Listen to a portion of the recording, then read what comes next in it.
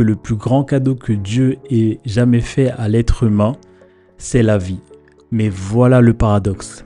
Le deuxième plus grand cadeau que Dieu a donné à l'être humain, c'est la mort. Ça paraît choquant dit comme ça, mais pourquoi ? Parce que l'homme a perdu la vie que Dieu lui avait donnée. Et la seule manière de la récupérer, c'était de passer par la mort.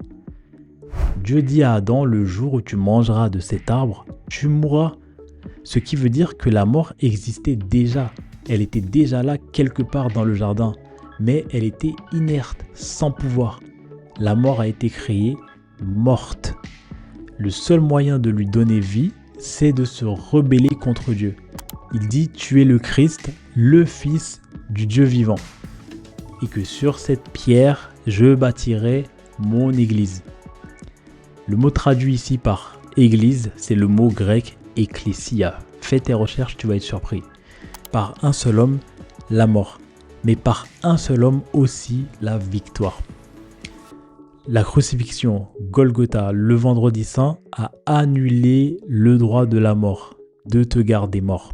Et il dit, parce que je vis, vous vivrez aussi. C'est ça la bonne nouvelle de la résurrection.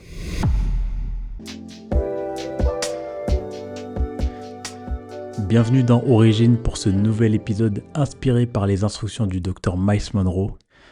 Et pour démarrer cet épisode, je veux commencer par une image qui met tout le monde un peu mal à l'aise. C'est le cimetière. Alors tu sais qu'en France, tu peux réserver ta place au cimetière avant même de mourir et que c'est souvent plus avantageux financièrement de le faire maintenant plutôt que d'attendre. Alors pourquoi tu ne le fais pas ? Je vais te dire pourquoi. Parce qu'on n'aime pas y penser, on évite le sujet. On repousse cette réalité le plus loin possible et parfois on a cette pensée un peu irrationnelle qui dit « si je prépare ça maintenant, peut-être que ça va arriver plus vite ». Alors on préfère faire comme si ça n'existait pas. Mais aujourd'hui, je veux te parler d'un sujet précis. Note-le bien, c'est un royaume sans limite. On va parler de la résurrection, de ce que ça veut vraiment dire, pas juste le dimanche de Pâques une fois par an, mais ce que la résurrection change concrètement pour ta vie. Alors voilà ce que je crois, c'est que le plus grand cadeau que Dieu ait jamais fait à l'être humain, c'est la vie. La Bible dit que Dieu a soufflé dans l'homme, dans toute l'humanité, un souffle de vie. L'Éternel Dieu forma l'homme de la poussière de la terre, il souffla dans ses narines un souffle de vie, et l'homme devint un être vivant. Dans Genèse 2, verset 7. Alors il faut savoir que homme, c'est le nom que Dieu a donné à toute sa création. Donc ça comprend et les hommes et les femmes. Et ça, c'était le plus grand cadeau. Mais voilà le paradoxe. Le deuxième plus grand cadeau que Dieu a donné à l'être humain, c'est la mort. Ça paraît choquant dit comme ça, mais pourquoi ? Parce que l'homme a perdu la vie que Dieu lui avait donnée. Et la seule manière de la récupérer, c'était de passer par la mort. Et c'est là que tout le message de la résurrection commence à prendre son sens. Maintenant, il y a une troisième déclaration qui est vraiment centrale. Elle vient de l'évangile de Jean chapitre 10, verset 18. Jésus dit ces mots. « Personne ne me l'ôte, mais je la donne de moi-même. J'ai le pouvoir de la donner et j'ai le pouvoir de la reprendre. Tel est l'ordre que j'ai reçu de mon Père. » Donc personne ne lui prend sa vie, personne ne le tue. C'est lui qui la dépose de sa propre volonté. Et c'est lui qui a l'autorité de la reprendre. Ce qui est important ici, c'est de comprendre une chose. Jésus parlait beaucoup de la mort, mais il ne s'arrêtait jamais à la mort. Il ajoutait toujours la dernière phrase, celle du retour. Et c'est précisément ce retour qui est difficile à croire pour tout le monde. On célèbre Noël comme la naissance de Jésus, mais en soi, naître, c'est quelque chose qu'on a tous vécu. Toi, moi, on est tous nés. Le fait que Jésus ait vécu aussi, on partage ça aussi. On est tous en vie. Le fait qu'il soit mort, même si c'était pour toute l'humanité, on partagera tous cette expérience un jour. Mais voilà, la seule chose qu'il a faite que personne d'autre ne peut revendiquer, c'est qu'il a promis de revenir. Et il est revenu. Retiens bien ça. La crucifixion a rendu la résurrection inévitable. La mort de Jésus a rendu sa résurrection inévitable. Et personnellement, j'avais peur de la mort. Et peut-être que toi aussi, tu as grandi avec des croyances autour de la mort. Ces peurs qu'on t'a transmises sans vraiment te les expliquer, l'idée que parler de la mort, c'est l'attirer, que certains gestes ou certains endroits portent malheur, ces superstitions-là, en fait, on les retrouve dans beaucoup de cultures et elles font une chose très précise, elles t'éloignent du sujet. Et pourtant, c'est précisément la mort qui a rendu la résurrection inévitable. Voilà ce qu'il faut comprendre. La résurrection de Jésus, c'était la plus grande preuve que le problème du péché de l'homme avait été résolu. Et je vais te le démontrer aujourd'hui. Si Jésus n'était pas ressuscité des morts, le problème du péché n'aurait pas été réglé. Ce que je vais te partager maintenant est un peu profond. Alors reste avec moi, mais si tu le comprends vraiment, tu seras capable de l'enseigner toi-même. Deuxième point, la résurrection de Jésus était la plus grande promesse d'espoir au-delà de la mort. S'il n'était pas revenu du tombeau, on n'aurait eu aucun espoir, vraiment aucun.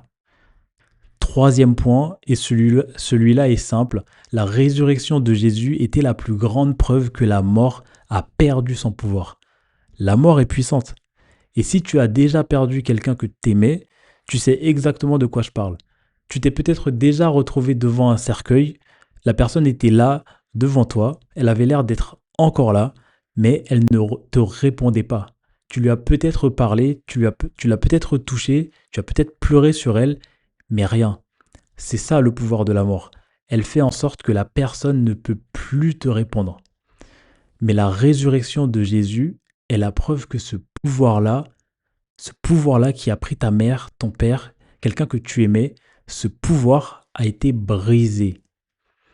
Il y a des gens qui ne croient pas que Jésus-Christ est ressuscité des morts. Et le jour de la Pâque encore, si tu regardes sur YouTube, si tu scrolles sur les réseaux, tu vas trouver, peut-être même dans les grandes chaînes, tu vas tomber sur des documentaires, des débats, des experts qui discutent de la crédibilité de la résurrection de Christ en se disant est-ce que c'est réel? Est-ce que c'est un mythe? Est-ce que c'est une métaphore? Et les gens ont le droit de se poser ces questions-là. Mais voilà, le problème avec Jésus, c'est un problème que personne n'arrive vraiment à contourner. Il a tout prédit avant que ça arrive. Il ne réagissait pas aux événements. Il les accomplissait et il vivait à l'intérieur d'une prophétie. Et il était lui-même une manifestation prophétique. Maintenant, la plupart d'entre vous qui connaissent Ésaïe 53, c'est là qu'on lit que le Messie a été blessé pour nos péchés, brisé pour nos iniquités, mais est-ce qu'Ésaïe a aussi prophétisé la résurrection? Donc lis dans Ésaïe chapitre 53 verset 10. L'Éternel a voulu le briser par la souffrance. S'il offre sa vie en sacrifice pour le péché, il verra sa postérité et prolongera ses jours. Et l'œuvre de l'Éternel prospérera entre ses mains. Tu l'as vu, même mort, il prolongera ses jours. Même mort, il verra sa postérité. C'est une prophétie de la résurrection écrite des siècles avant qu'elle arrive. Et maintenant, dans le verset 11, par sa connaissance, mon serviteur juste justifiera beaucoup d'hommes et il se chargera de leur iniquité. Il reviendra, il verra la lumière, il sera satisfait. Quand Jésus dit à ses disciples, 2000 ans après qu'Ésaïe ait pris ces mots, il leur dit « J'ai reçu cet ordre de mon Père ». Il parlait exactement de cette promesse-là. Dieu lui avait promis, si tu donnes ta vie, tu verras quand même ce que tu as engendré. Tu reviendras les voir. Et Jésus était convaincu en se disant que si je meurs, je reviens. Maintenant, laisse-moi te dire quelque chose. Imagine quelqu'un aujourd'hui qui lirait la Bible et qui déciderait qu'il est convaincu qu'il est le Messie. Il pourrait prétendre être né de façon miraculeuse après tout. Il ne s'en souvient pas et personne ne se souvient de sa propre naissance. Il pourrait prétendre aussi être un homme saint ou bien une femme sainte. Il pourrait même prétendre mourir pour les autres. Il pourrait aller jusqu'à se faire tuer. Tout ça, c'est possible. Mais est-ce qu'il prendrait le risque de dire aux gens, je reviendrai? C'est là que tout bascule en fait. Parce que personne ne prend ce risque sans en être absolument certain. Et c'est précisément ça qui prouve que Jésus savait qu'il était le Christ. Pas sa naissance, pas ses miracles, pas même sa mort. C'est cette dernière phrase, je reviendrai. Il ne l'a pas dit qu'une fois, il l'a répété encore et encore. Maintenant, dans Matthieu chapitre 16, il est dit, dès lors, Jésus-Christ commença à faire connaître à ses disciples qu'il fallait qu'il allât à Jérusalem, qu'il souffrit beaucoup de la part des anciens des principaux sacrificateurs et des scribes, qu'il fut mis à mort et qu'il ressuscita le troisième jour. Donc dans Matthieu 16, verset 21. Et il leur dit, en gros, on va me tuer. Et le troisième jour, je serai de retour. Il a même fixé une date, 3 jours après. N'importe qui peut dire je mourrai pour toi, mais personne ne dit je serai de retour dans 3 jours, sans en être absolument certain. C'est une déclaration que tu ne fais pas en espérant que ça marche. Et pourtant il l'a répété, ils vont me tuer et je reviendrai, ils vont me tuer et dans 3 jours je serai là. La résurrection n'est pas juste un miracle parmi d'autres, c'est la confirmation de qui il était. Il était le Christ. Et donc il était le plus grand de tous les êtres humains qui aient jamais existé. Et dans Matthieu chapitre 28, verset 1, après le sabbat, à l'aube du premier jour de la semaine, Marie-Madeleine et l'autre Marie allèrent voir le sépulcre.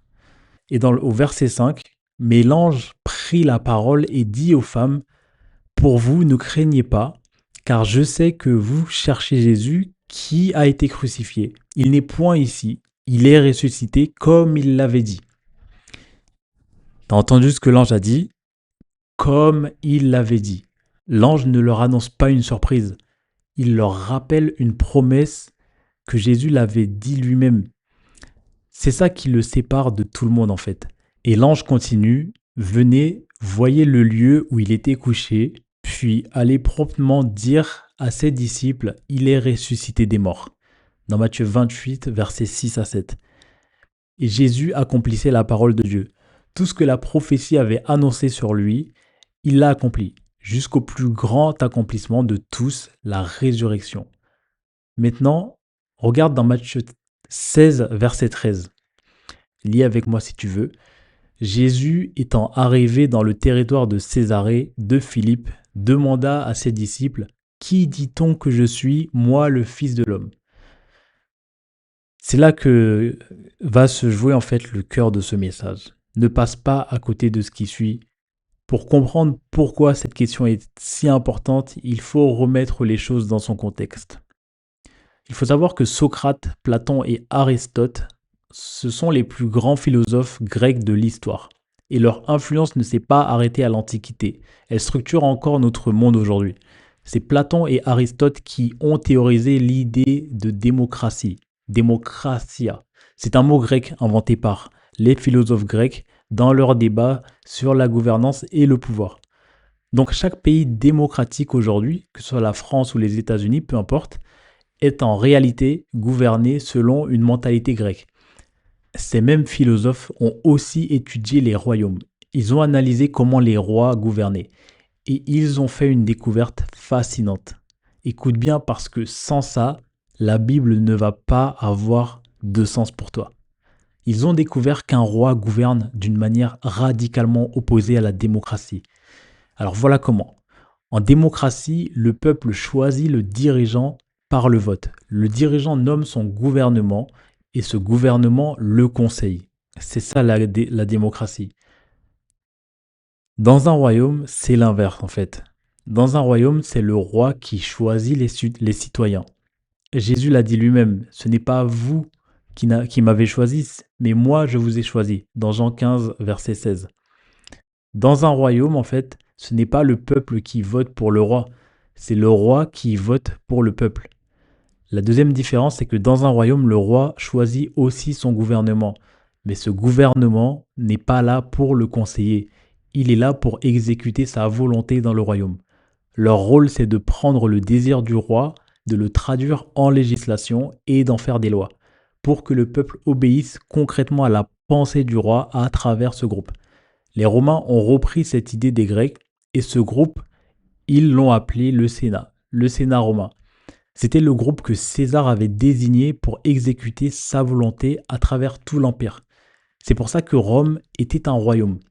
Maintenant, quand Platon et Aristote discutaient de ce groupe choisi par le roi pour porter et accomplir sa volonté, ils ont inventé un mot pour le désigner.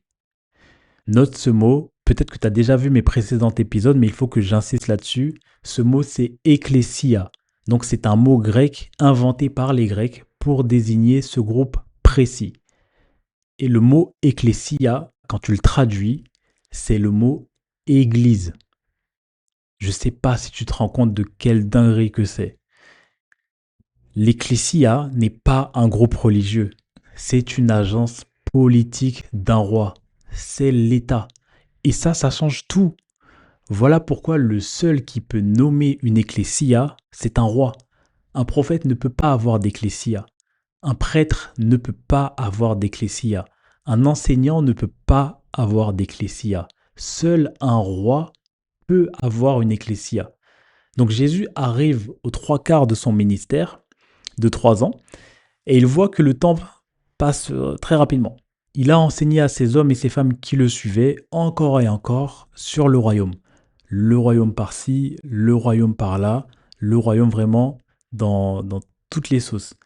Et là, il se dit, avant de partir, je dois établir mon gouvernement. Alors il se tourne vers eux et il pose une question. Qui dit-on que je suis?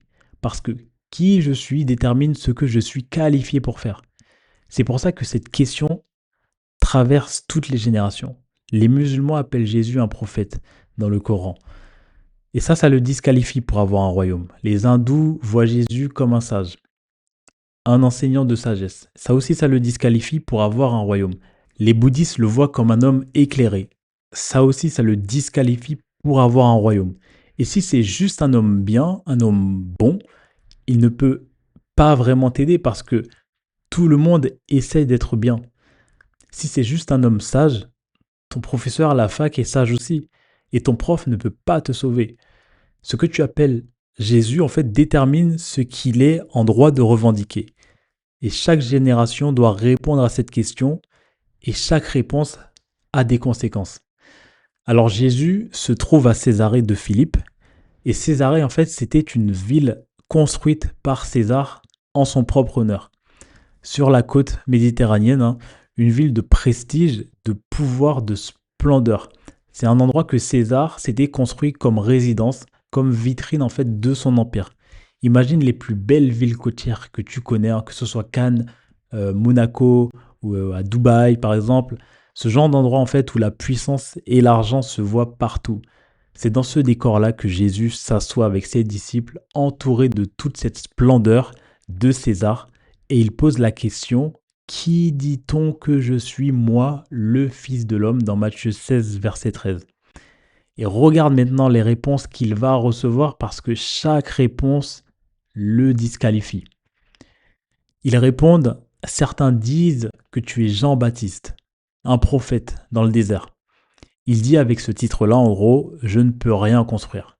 D'autres disent que tu es Élie, toujours un prophète. D'autres encore disent que tu es Jérémie, toujours un prophète. Ou simplement tu es l'un des prophètes. À chaque fois, en fait, ça le disqualifie. Pas de royaume, pas d'ecclésia possible. Alors il s'arrête et il se tourne vers eux.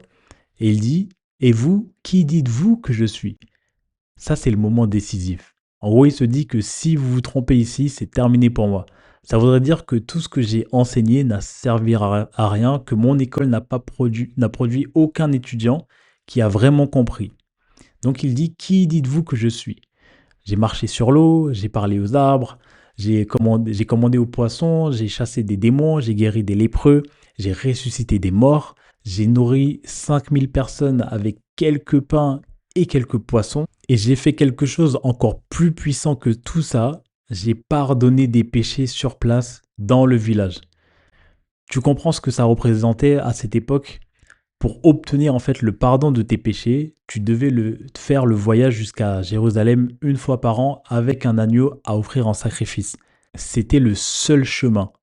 Lui, il pardonnait sur place, dans la rue, dans le village.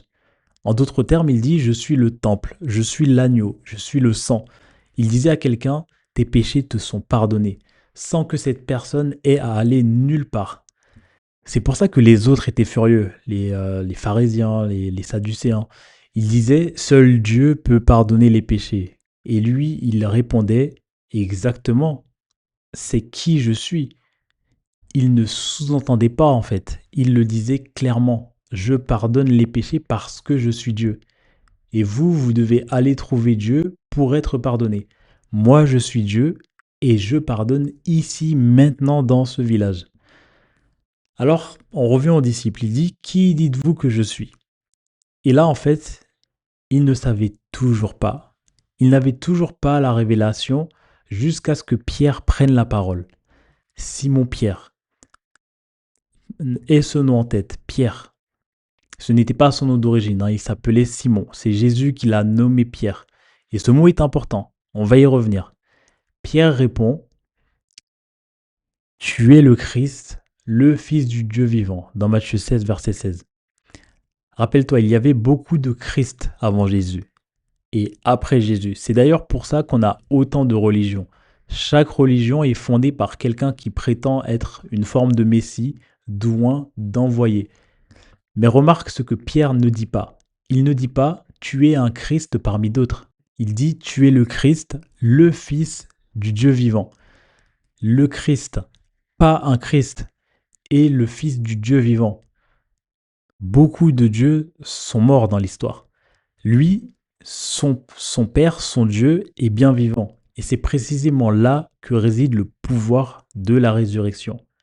Et Jésus lui répond, « Heureux es-tu, Simon, fils de Jonas, car ce n'est pas la chair et le sang qui t'ont révélé cela, mais c'est mon Père qui est dans les cieux. » Il lui dit, « Tu es heureux, Pierre, en gros, pas parce que tu es intelligent, pas parce que tu avais compris avant les autres, mais parce que cette réponse ne vient pas de toi.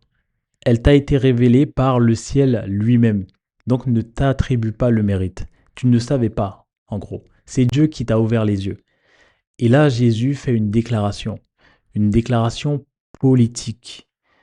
Et moi, je te dis que tu es Pierre, et que sur cette pierre, je bâtirai mon église. Le mot traduit ici par église, c'est le mot grec ecclésia. Fais tes recherches, tu vas être surpris.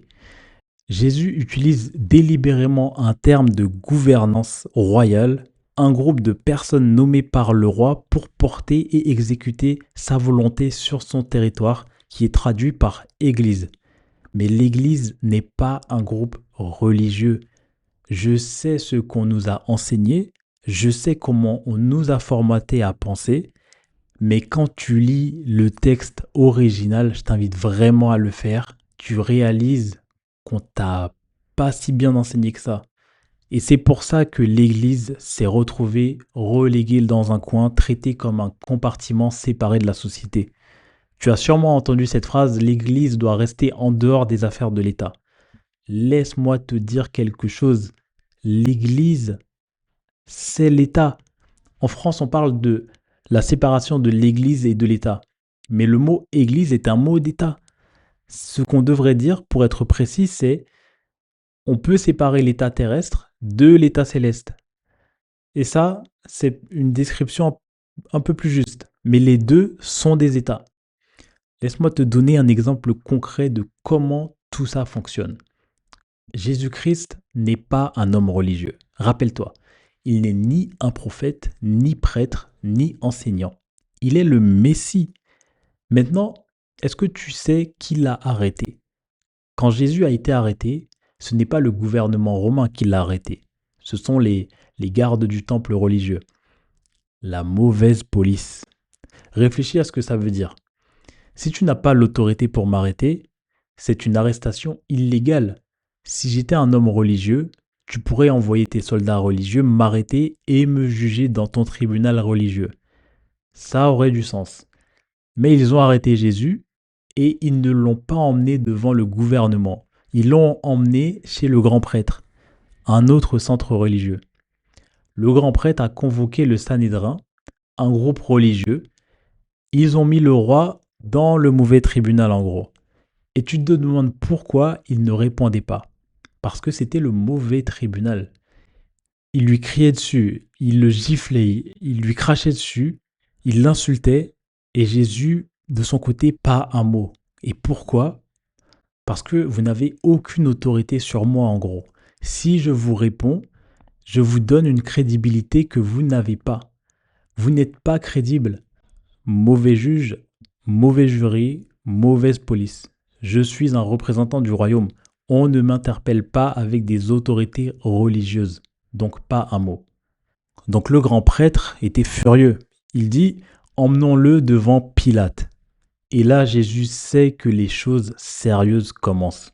Parce que Pilate était gouverneur de la région romaine de Palestine, un représentant de l'Empire, une autorité politique réelle.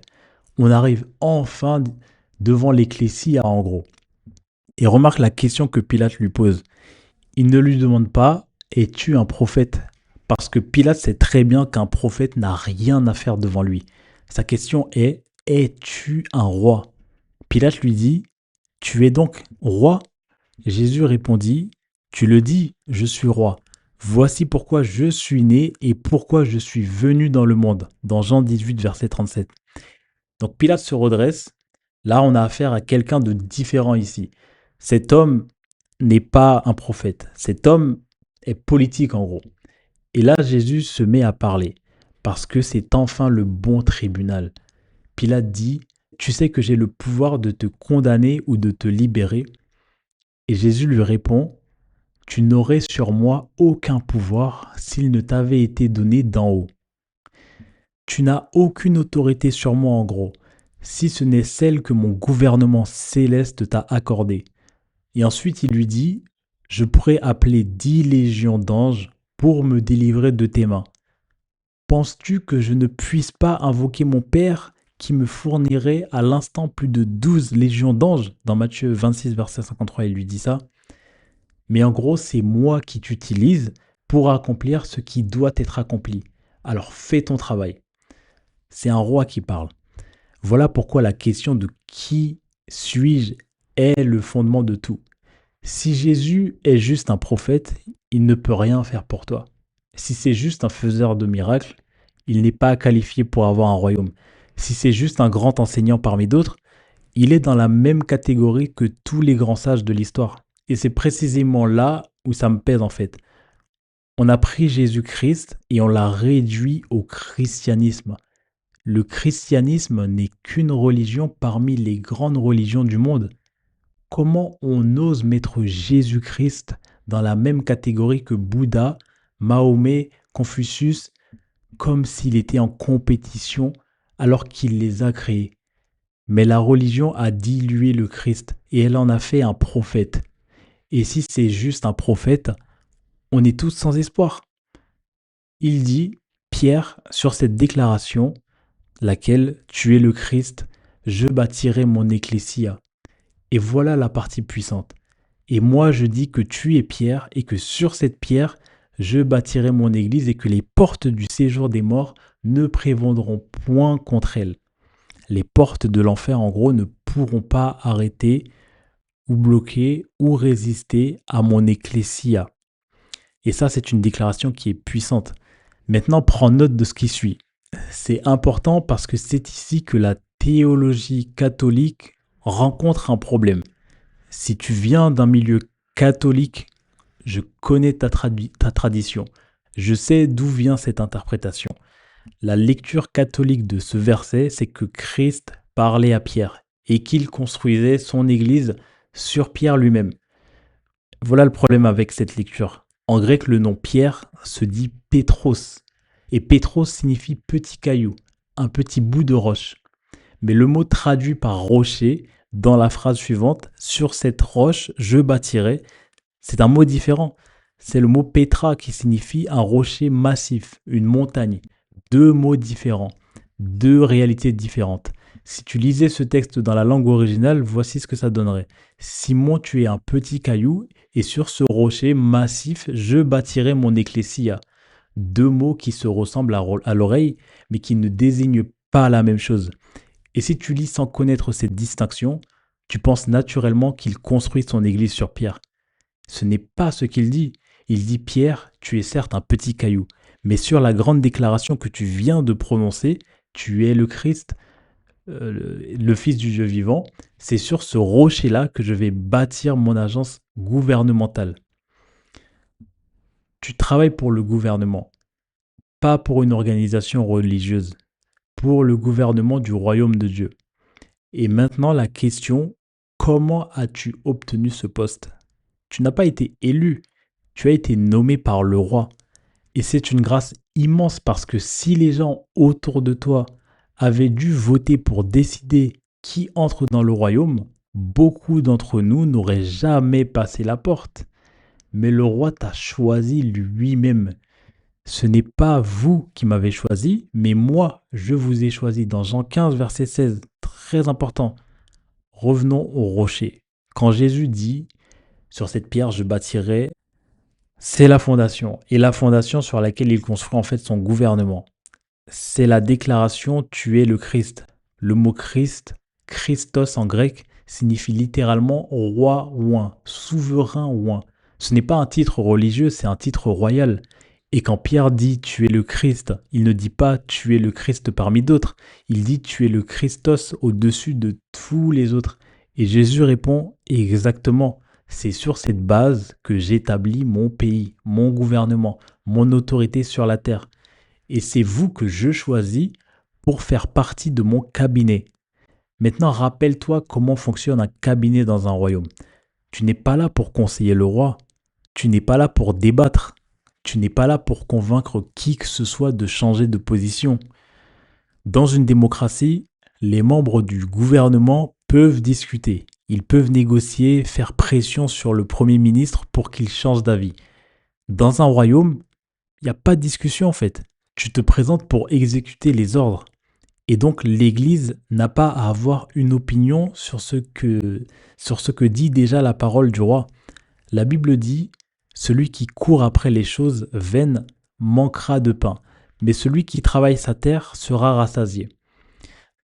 Vivre sur la chance avec l'argent du loyer de ta famille, par exemple, c'est de l'irresponsabilité. Et l'irresponsabilité ne peut pas être légalisée. Nous représentons le gouvernement du ciel et on ne conseille pas Jésus. C'est lui qui nous donne des ordres. Il a dit lui-même, si vous m'aimez, gardez mes commandements. Ne chante pas je t'aime Seigneur le dimanche et passer le reste de la semaine en fait à débattre de ce qui est déjà tranché. Les rois ne prennent pas conseil, ils donnent des directives. Tu veux entendre comment Jésus parlait? Il parlait comme ça. Vous avez entendu qu'il a été dit, mais moi je vous dis. Vous avez entendu qu'il ne faut pas commettre l'adultère, mais moi je vous dis, si tu regardes quelqu'un avec désir, tu as déjà commis l'adultère dans ton cœur. Mais moi je vous dis, c'est un roi qui parle. Il a le droit de dire, peu importe ce que vous avez discuté, voici ce que je dis. Et tu ne vas pas voir Jésus pour lui soumettre tes recommandations. Tu te présentes devant lui pour recevoir des instructions. C'est ça une ecclésia. Quand tu vois ce qu'on appelle l'Église débattre de questions que Christ a déjà réglées, ce n'est pas l'Église, ce n'est pas l'ecclésia. Et que tu travailles en entreprise ou dans n'importe quelle organisation, quand tu entres dans cette salle de réunion, il faut prendre des décisions. Si tu représentes le royaume de Dieu, tu n'es pas à vendre non plus.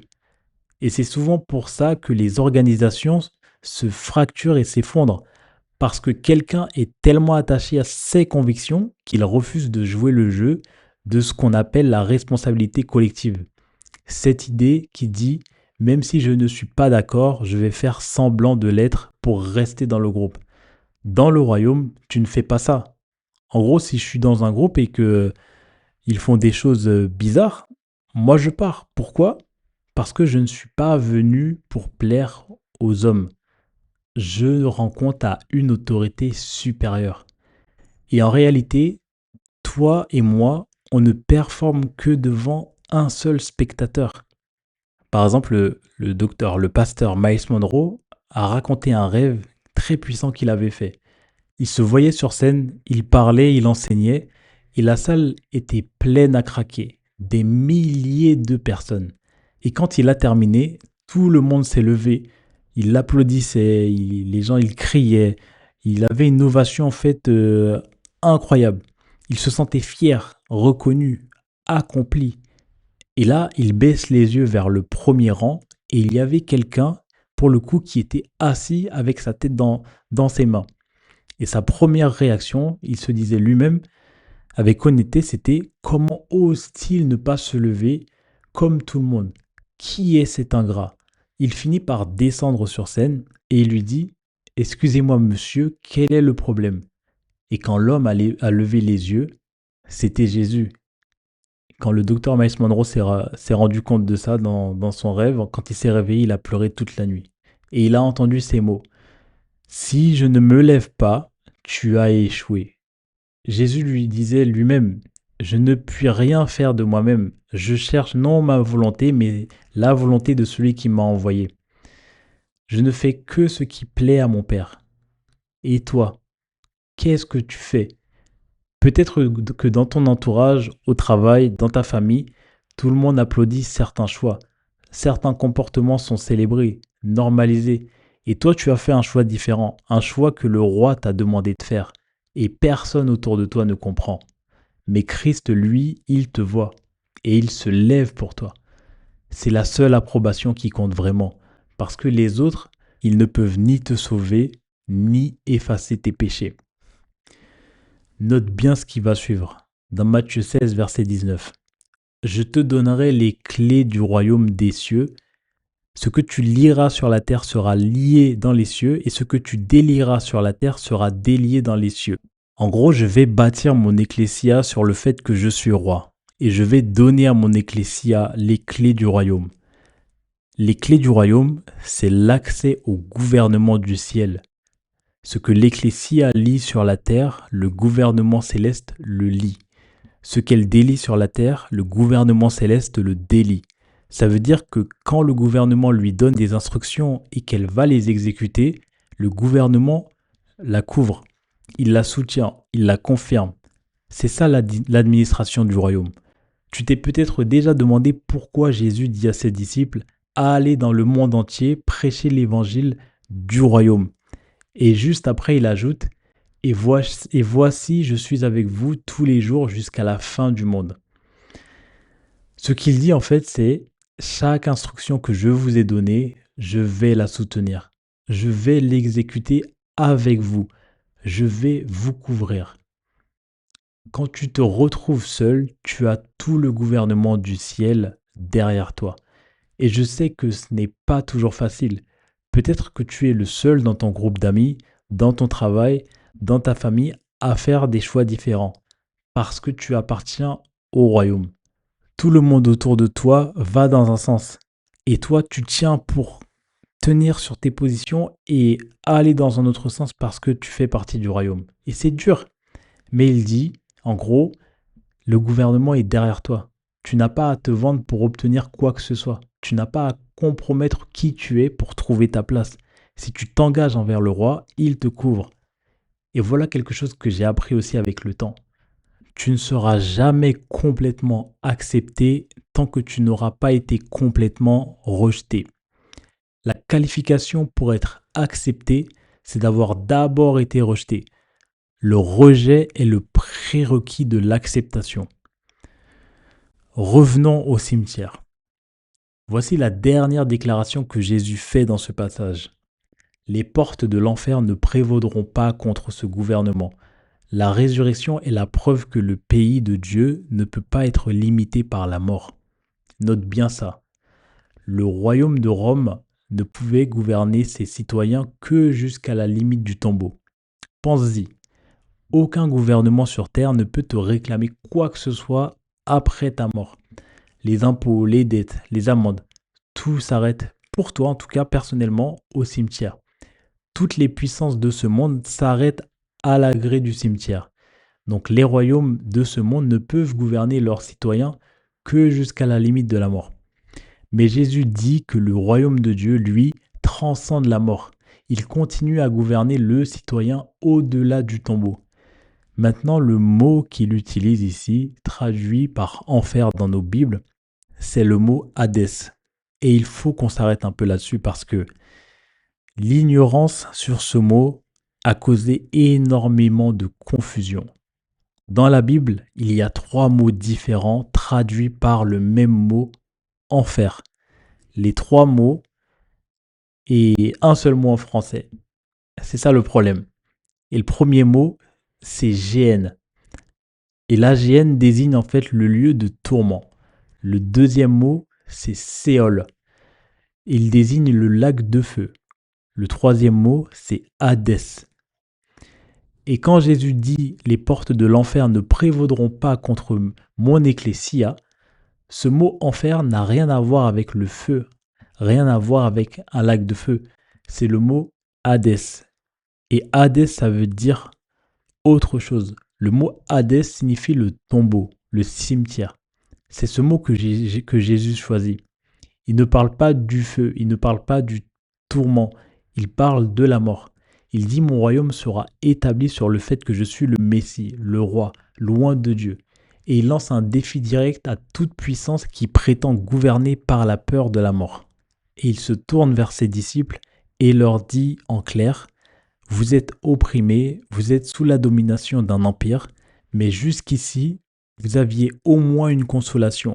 Quand tu meurs, l'empire ne peut plus rien contre toi. Le pouvoir de César s'arrête au cimetière.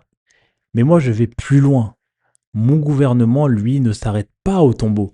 C'est pour ça que Paul dit « Nous sommes pleins de confiance et nous aimons mieux quitter ce corps et demeurer auprès du Seigneur. » En gros, il dit « Absent du corps, présent auprès du Seigneur. » Et présent dans le corps, il est déjà en toi. Autrement dit, peu importe de quel côté de la mort tu te trouves, le royaume gouverne les deux côtés. Note bien ça. Dans le royaume de Dieu, la mort ne peut pas séparer le citoyen de la juridiction du roi. Mais attention, pour bénéficier de cette promesse, il faut être citoyen. Et on devient citoyen du royaume par la foi en Christ. C'est pour ça que je suis Jésus en fait. Parce que je ne peux pas perdre ni d'un côté, ni de l'autre. Et Paul le dit clairement, car Christ est ma vie et la mort m'est un gain. Que je vive ou que je meure, c'est une victoire en gros. Mais Paul parle en tant que quelqu'un qui a cru. Et cette promesse appartient à ceux qui ont mis leur confiance en Christ. 4e point, la résurrection de Jésus est la preuve qu'il avait autorité sur la mort, elle-même. Mon gouvernement ne peut pas être arrêté par le tombeau. Quand tu quittes ce côté-ci, tu vas simplement changer de côté. Absent, présent, absent, présent. C'est pour ça que Christ, en fait, nous donne une espérance réelle. Quand quelqu'un que tu aimes part, tu peux avoir de la peine. C'est humain. Mais tu sais que qu'en étant absent ici, il est présent ailleurs. Et cette espérance-là, en fait, donne la paix. Jésus-Christ a la victoire sur la mort. Et l'Esprit de Dieu nous donne une promesse à travers Ésaïe. Il dit « C'est pourquoi je lui donnerai sa part avec les grands, il partagera le butin avec les puissants, parce qu'il s'est livré lui-même à la mort et qu'il a été mis au nombre des malfaiteurs, parce qu'il a porté le péché de beaucoup d'hommes et qu'il a intercédé pour les coupables. » Dans Ésaïe 53, 12. Parce qu'il a tout donné, il peut te ramener à la victoire. La mort est le dénominateur commun en fait de toute l'humanité. Tout le monde meurt. Peu importe qui tu es, ce que tu as accompli, ce que tu possèdes, la mort, elle, ne fait pas de distinction. C'est la seule chose que personne ne peut arrêter ou repousser indéfiniment ou éviter. Alors autant s'y préparer. La mort, c'est la vie à l'envers en fait. C'est la solution finale de la vie. Personne n'y échappe. Mais la mort, c'est aussi la peur ultime de l'être humain. C'est précisément pour ça que la résurrection est si importante. Elle annule la peur de la mort. Son royaume est au-dessus du tombeau. La mort n'est qu'un rendez-vous, mais c'est un rendez-vous que chaque homme, chaque femme, chaque enfant devra honorer. Rien n'est aussi permanent que la mort. Rien ne nous rend plus impuissants. Tu peux toucher le corps de quelqu'un que tu aimais, pleurer sur lui, il ne peut plus te répondre. Et la seule chose que tu peux faire face à la mort, c'est t'y préparer. Et c'est pour ça que la résurrection est si cruciale. Jésus-Christ a donné sa vie pour que tu puisses être ressuscité des morts. Mais tu dois lui donner ta vie en retour pour qu'il vive en toi et te ressuscite. C'est pour ça que tu as besoin de venir à Christ. Pas pour rejoindre une religion, mais pour sécuriser ta résurrection. La réponse de Dieu à la mort, c'était le vendredi saint. Son sceau sur la mort, c'était le dimanche de la résurrection. Dieu a créé l'homme pour que l'homme devienne son expression sur la terre. La mort a été créée par Dieu. Mais à l'origine, la mort n'avait aucun pouvoir. C'est quand Adam a péché qu'il a donné du pouvoir à la mort. Mais de l'arbre de la connaissance du bien et du mal, en gros, tu ne mangeras pas, car le jour où tu en mangeras, tu mourras certainement. Dans Genèse 2, verset 17. Dieu dit à Adam, le jour où tu mangeras de cet arbre, tu mourras. Ce qui veut dire que la mort existait déjà. Elle était déjà là quelque part dans le jardin, mais elle était inerte, sans pouvoir. Dieu lui dit en clair, Adam, il y a quelque chose qui s'appelle la mort. Elle existe, mais tant que tu m'obéis, elle ne peut pas te toucher. C'est ta désobéissance qui lui donnera de la force. Si tu ne me désobéis pas, elle reste sans pouvoir. La mort a été créée morte. Le seul moyen de lui donner vie, c'est de se rebeller contre Dieu. C'est le péché qui a donné vie à la mort, pour que la mort puisse tuer le pécheur. Car le salaire du péché, c'est la mort, dans Romains 6, verset 23. Et donc, si le péché n'est pas présent, la mort ne peut pas tuer. Ne passe pas à côté de ce qui va suivre. C'est pour ça que Jésus, en fait, ne pouvait pas naître d'un homme. Parce que tout homme est pécheur. Et le péché donne vie à la mort. Toi et moi, on est nés marqués par la mort. On est nés pour mourir. La mort nous attendait avant même qu'on arrive dans ce monde. Pourquoi ? Parce qu'on est né dans le péché. Et le péché donne du pouvoir à la mort. Alors la seule façon de tuer la mort, c'est d'éliminer le péché. Et Jésus-Christ est venu dans ce monde sans péché. Celui qui n'a point connu le péché, il l'a fait devenir péché pour nous, afin que nous devenions en lui justice de Dieu, dans 2 Corinthiens 5, 21. Pense à ce que ça veut dire. Sans péché, la mort n'avait aucun droit sur lui, mais vraiment aucun.